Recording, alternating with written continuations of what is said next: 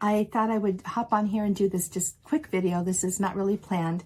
I was just out in the front garden gathering some sage, and we've had lots of freezes here and even some driftings of snow, but our sage is still okay to pick.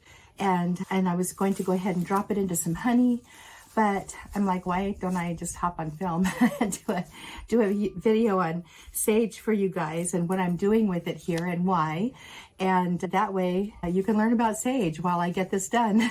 Anyway, if you love my videos, I would love for you to like, subscribe, and share. As always, I do have some free gifts for you. You'll find them in the comments below that first comment, as well as the description. And now I'm going to go ahead and get started on sage.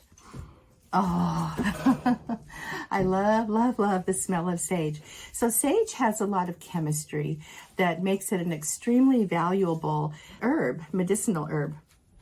And it's one that I won't let my garden be without, to be honest. It's just amazing. It contains chemicals like high levels of thujone, rosmarinic acid, camphor, tannins. It contains nutrient compounds. It contains flavonoids.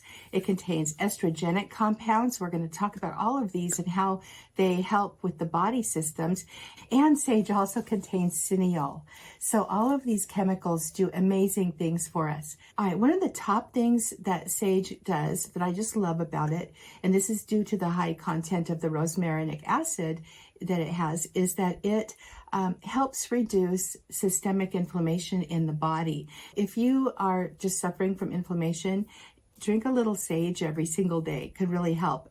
It's been studied specifically to help with rheumatoid arthritis and arteriosclerosis, and also certain kinds of asthmas, like bronchial asthmas. So that's due, again, to the rosmarinic acid. Sage is really helpful for the digestive system. It helps with gas and indigestion in general. It's one of those carminative herbs that's really helpful.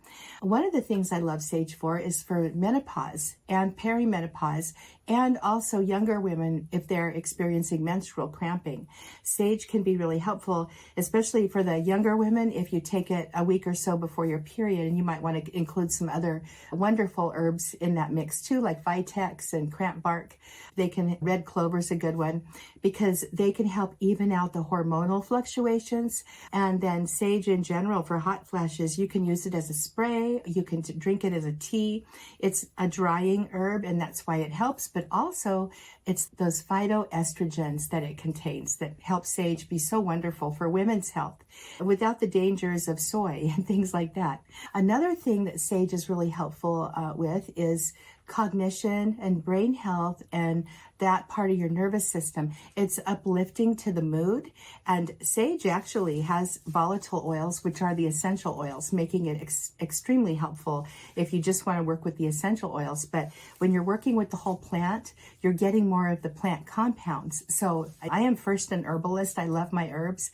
And then secondarily, I'm an aromatherapist. But as I learn more and more about the chemistry of just the simple terpenes and the essential oils, they're incredible. And our plant medicine can do so much for us. Anyway, I'm getting off track. Let's just stick with sage and mental health, mental awareness, and things like that. Sage is really helpful for focus and memory too. It's one of the essential oils, in fact, that I like to diffuse when I'm working in my office and I have to do some writing or some researching and creating of formulations.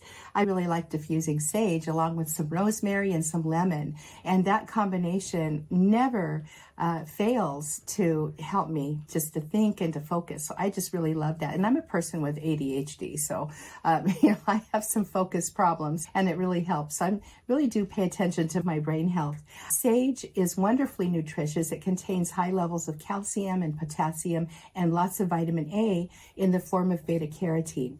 So again, sage is just a very useful aromatic for us to grow in our gardens and to be sure that we take care of and preserve and harvest and prepare so that we have it through the months that we need it when it's not fresh in the garden. And that's what I'm getting ready to do here. And I'm going to show you what I'm going to do with this in just a moment. One couple last things I just want to mention here is that sage speeds up recovery from cold and flu significantly. Because it's so high in tannins, sage can actually be very helpful for strep throat and sore throat conditions, any kind of hot inflamed tissues like you would have in your throat. Drink a little sage tea with some honey, have some sage spray ready to go or get it made up. It's super easy. In fact, I have over 200 recipes in my course, Stitch the Drugstore, and I teach people how to put a home apothecary together and be ready to go for all kinds of things, not just cold and flu, but like everything. So pretty much everything you would find in the drugstore, you're gonna find a substitute in my course. It's a very good course. Another thing, sage is really excellent for the respiratory system. That's because it contains that chemical cineol. It supports healthy breathing, and it supports just getting over any kind of bronchial issues pretty quickly, infections. Sage is very helpful for respiratory health. Another thing is that it supports the immune system, and that's because of its antimicrobial powers. Sage can also be helpful for fevers of certain types, especially those fevers that are just really wet and you're sweating and you need to just get it over with. Sage is helpful for those kinds of fevers. Sage is also great for the skin. I love sage in terms of its astringent qualities. So your astringent herbs are usually going to be drying herbs, but counterintuitively, many of these are also really helpful for skin care and skin health. And that would even include other herbs like willow bark. You'll find willow in many skin preparations, especially for mature ladies. Sage is one of those too. So just wanted to mention that. So what I'm doing right now is I am just chopping my sage leaves up into bits. And this sage is like a dry plant. So normally I'm pretty careful with my herbs whenever I'm putting them into different solvents, depending on what they are, especially like honey. You don't want a lot of moisture in your infused honeys. So what I'm going to do today is we're going to make something called an oxymel. And I'm going to go ahead and add my sage crushed up like this. And this is just fresh. I just now picked this literally. And I'm going to put it into this wide mouth pint jar. I'm just going to just fill it up gently. I'm not going to pack it or anything like that. Make sure there's no bugs alive at this point. Like I said, we've had temperatures down in the low 20s at night here and there, and we've had some days that didn't get above 40, so I'm not too concerned about insects at this point. But yes, I'm just chopping my sage up and getting it into this jar. And I did take some of my honey out. We keep a supply of raw honey on hand at all times. Usually I don't like to dip below a gallon of it, to be honest. Number one, honey does not go bad. It's got a very long shelf life, so that's helpful. And it just has a long keeping length of time. So we usually buy about 1.5 gallons a year, sometimes more, depending on what's going on out there and who has good honeys. And one of my students sells it, and I'm going to just show you her honey in a moment. My husband, Joe, is like a honey connoisseur. I tend not to have a lot of honey. I don't like having a lot of sugar. So here we go. I've got my jar, and it's loosely filled with my sage. And now I'm going to go ahead and pour the honey over the top. And I'm going to fill the jar about 3/4 full with the honey. And again, I'm just getting that, I've got a skewer here, just poking it and helping the sage release some of the juices. There we are. Okay. See if I can scoop some of that out. This honey's a little bit crystallized at the bottom, not a big deal. Okay. So here's what we've got now, and as you can see, it's a little over halfway filled with the honey, so I'm going to go ahead and put a little more in there. All right, yummy. This is going to be so good, so good. And now I'm going to go ahead and pour in some raw apple cider vinegar. Anytime you add your raw apple cider vinegar or any vinegar to honey, you're going to get something called an oxymel. And an oxymel is basically just a fancy word for a type of herbal preparation that contains an acid, like your vinegar, and something sweet, like your honey. And then I'm going to just give that a good little stir up there. All right. Now I'm just going to let this sit and macerate in the liquid. Ooh, it's going to be so good.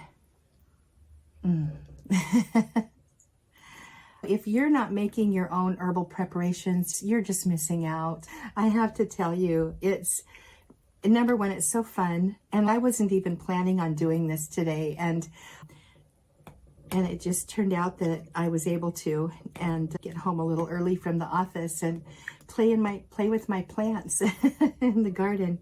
So anyway, at this point, I'm just going to go ahead and let this sit. If the leaves absorb any of the liquid, which they will a little bit, then I'm going to go ahead and just top it off with a little bit more vinegar or maybe some more honey, just depending. I'll probably take a little taste of it and see how it tastes and make a decision based on that.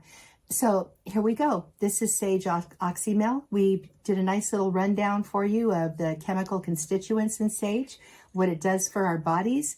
And this is something you can take every day. Just take a tablespoon or whatever a day, pour it in a little bit into your daily smoothie, and just enjoy it. And I'm going to go ahead and take this sage here, and I'm going to go ahead and get this put into a tincture.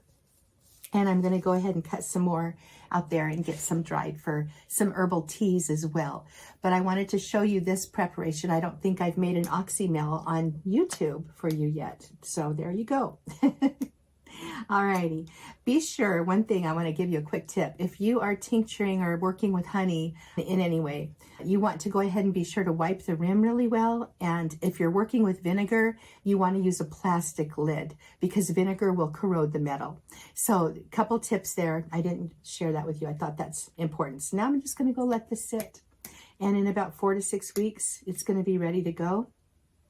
It's got a very long shelf life, and this is going to be amazing. All right, I'm Heidi Villegas with Healing Harvest Homestead. I hope you enjoyed this quick video on sage. And again, please share, subscribe, comment. I love the comments. If you have questions, I'm happy to answer them. And please consider joining a course in our school. We have short courses, we have long courses, and we have a membership that is out of this world. There is no other herbal membership like it. It's amazing. And that's because I show up and teach. Plus, there's a ton of content in there that's very well researched. But the fact is, it's a really wonderful place to learn herbalism. All right, I will see you in the next video. Thank you for being here. I love you guys, and talk with you later.